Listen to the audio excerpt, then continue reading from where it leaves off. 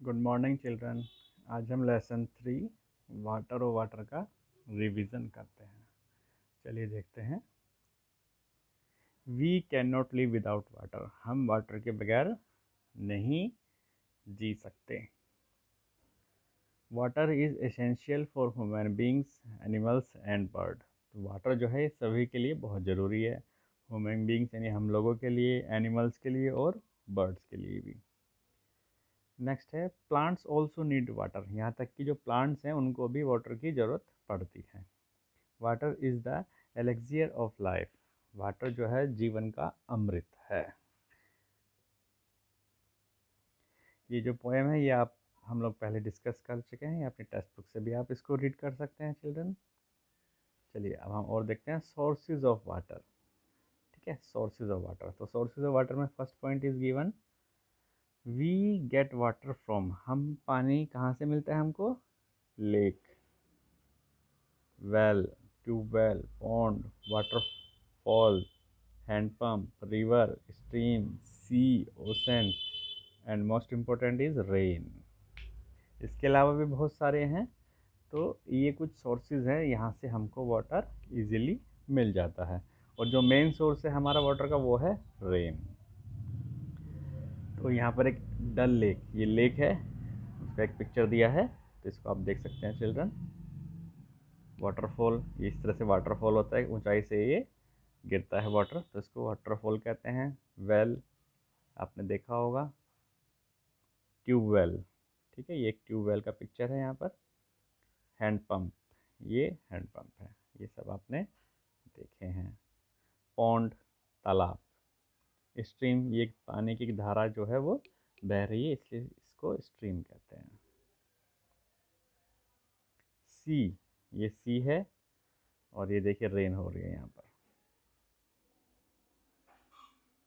Next, hot water spring. कहीं कहीं पर हमने देखा है हॉट वाटर स्प्रिंग होता है ना, वहाँ का पानी जो है थोड़ा सा गर्म होता है। अब नेक्स्ट करते हैं यूजेस ऑफ वाटर। अब वाटर तो बहुत इसेंशियल है, बहुत ज़रूरी है, प्रीसियस है। तो उसका यूज़ हम कैसे कैसे यूज़ करते हैं, तो ये सब आपको मालूम है ना। We use water for the purpose of, किस लिए यूज़ करते हैं? ड्रिंकिंग, सबसे ज़्यादा ज़रूरी है drinking, bathing, cooking, cleaning the house, घर को साफ़ करने में, वाटरिंग द फील्ड, खेतों में पानी डालते हैं, वाटरिंग द प्लांट्स, घरों में हम अपने प्लांट्स में पानी देते हैं उनको। इंडस्ट्रियल यूज़, अब जो हमारी इंडस्ट्रीज़ हैं, फैक्ट्रीज़ हैं, वहाँ पर भी पानी का यूज़ होता है। अब देखिए जो वाटर है वो हमारे पास 3 फॉर्म में रहता है, यानी 3 रूपों में रहता है। तो हमारे पास 3 फॉर्म ऑफ वाटर। जैसे सॉलिड, हम फ्रिज में पानी रखते हैं फ्रीज़र में, तो वो क्या हो जाता है कुछ टाइम के बाद? बर्फ़ बन जाता है, आइस बन जाता है। ठीक है, तो ये उसका सॉलिड फॉर्म हो गया, क्योंकि आइस को जब हम दबाते हैं तो वो हमसे नहीं दब पाता है, क्योंकि वो सॉलिड है। ये भी वाटर का एक फॉर्म हो गया, एक रूप हो गया, है ना। सेकंड है इसका लिक्विड। लिक्विड यानी वाटर, जैसे कि हम ग्लास में पानी पीते हैं, बोतल में रखते हैं, तो वो किस फॉर्म में है?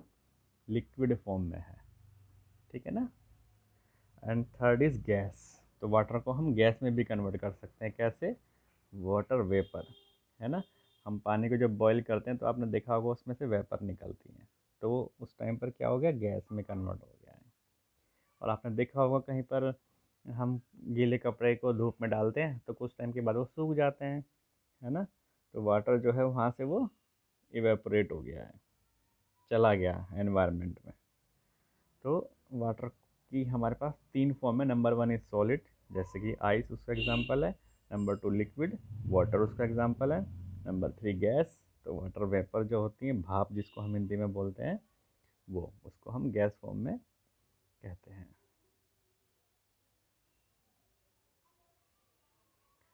ये देखिए यहाँ पर क्या है कि इसमें वाटर को हमको बचाना है, वाटर कंजर्वेशन, यानी अननेसेसरी हमको वाटर का यूज़ नहीं करना है, उसको बचाना है जितना हो सके। ठीक है चिल्ड्रन, तो हमको हर एक ड्रॉप को बचाना है।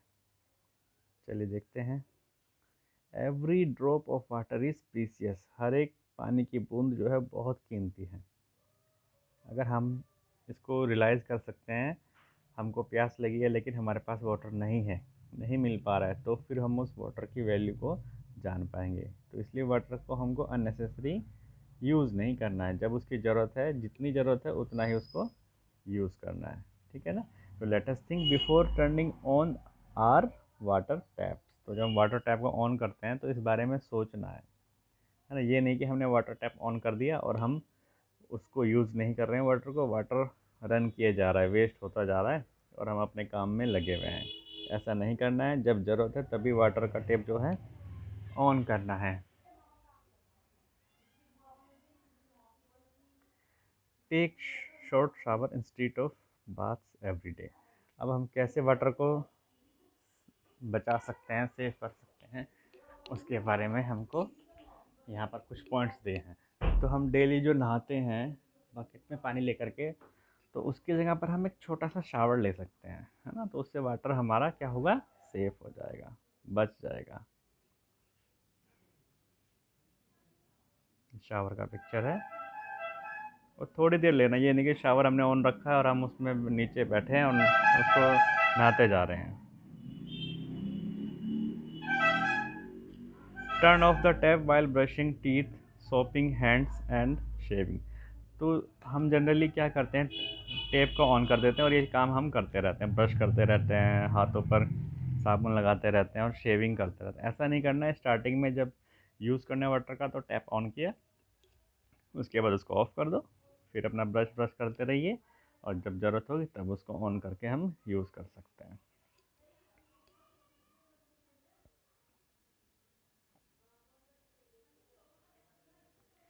Fix and any dripping tap immediately. Fix any dripping tap, यानी कोई भी टैप आपके घर में अगर फिक्स नहीं है, यानी उसमें से पानी लीकेज हो रहा है, तो उसको तुरंत फिक्स करना है, बंद करना है इमिडिएटली, जिससे कि वाटर हमारा वेस्ट ना हो। Wash dishes in a basin rather than under running water. हम घरों में जो हमारे डिशेज़ यानी बर्तन होते हैं, उनको रनिंग वाटर में वॉश नहीं करना, एक बेसिन में पानी भर लिया, उसमें वॉश करना, जिससे हमारा वाटर थोड़ा बच जाएगा, वेस्ट नहीं होगा। ये देखिए इस तरह से पिक्चर जो दिखाया गया है, इसमें बेसिन में हम अपने डिशेस धो रहे हैं। Avoid flushing unnecessary. अब फ्लशिंग की, यानी जो टॉयलेट में जो हम फ्लश करते हैं, उसको जब ज़रूरत है तभी फ्लश करना। ये नहीं कि हम रेगुलरली बार बार उसको फ्लश करते आ रहे हैं, ऐसा नहीं करना है, उसको अवॉइड करना है। जब ज़रूरत है तभी उसको फ्लश करना है। Check for water leak in your home regularly. और रेगुलरली यानी समय समय पर आपको अपने घर के वाटर टैप या और कहीं पाइप से लीकेज हो रहा है वाटर का, तो उसको चेक करना है और तुरंत उसको ठीक कराना है, जिससे वाटर जो है हमारा वेस्ट ना हो पाए। Do laundry with a full load. जब भी हम वॉशिंग मशीन का यूज़ करते हैं कपड़े धोने के लिए, तो ऐसा नहीं है कि हम एक दो कपड़ा डाला उसमें और उसको ही वॉश कर रहे हैं, बस ऐसा नहीं करना है।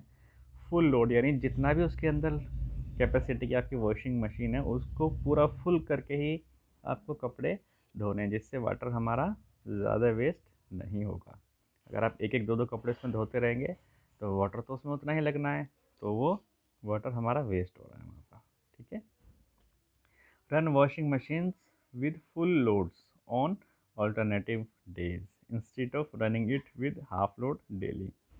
यानी हमें डेली हमारे पूरे लोड के लायक कपड़े नहीं हो रहे हैं, तो डेली हमको फिर वॉशिंग मशीन का यूज़ नहीं करना है, अपने कपड़े इकट्ठे कर लेने हैं, फिर ऑल्टरनेट डेज यानी एक दिन छोड़ करके फुल लोड के साथ, है ना, पूरा मशीन जितना उठा सकती है वो लोड, उसको फुल लोड के साथ हमको अपने क्लॉथ्स जो हैं वो वॉश करने हैं, जिससे वाटर हमारा सेफ हो सके।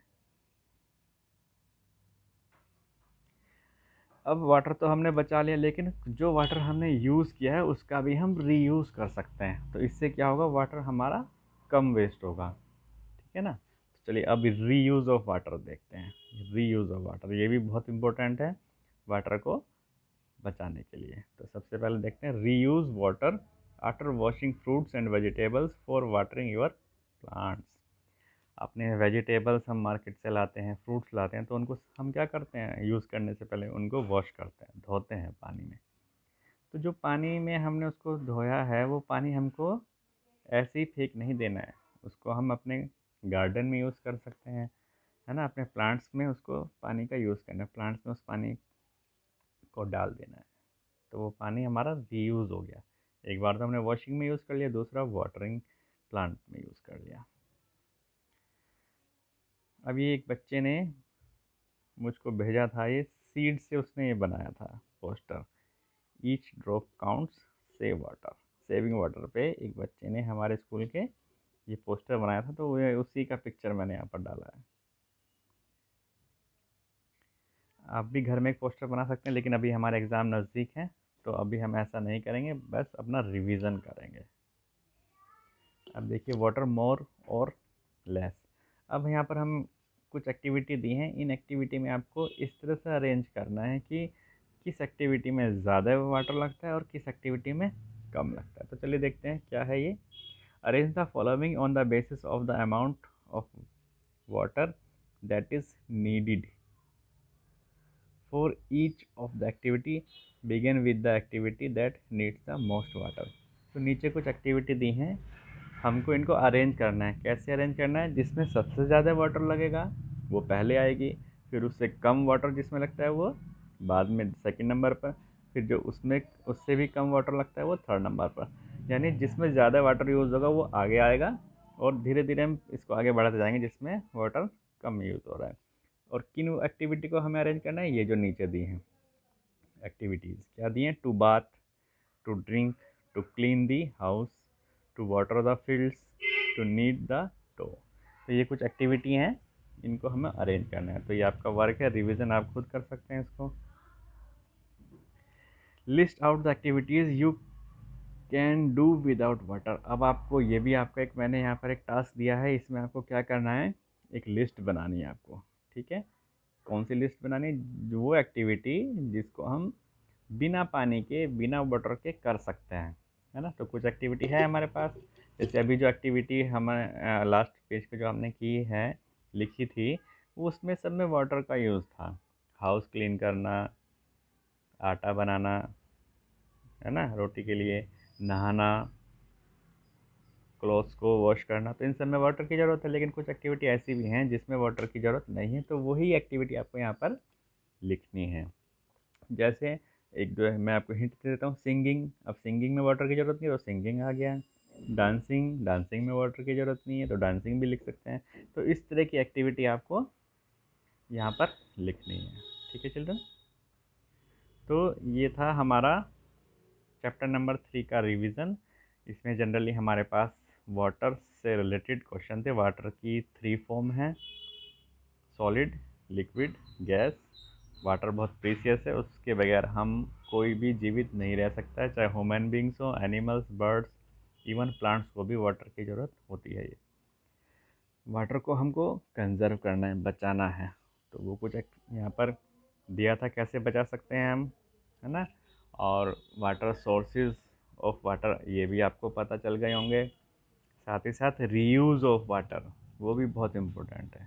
ठीक है चिल्ड्रन, तो आज के लिए इतना ही। आप अपना रिवीजन इसी तरह से करते रहिए। Thank you.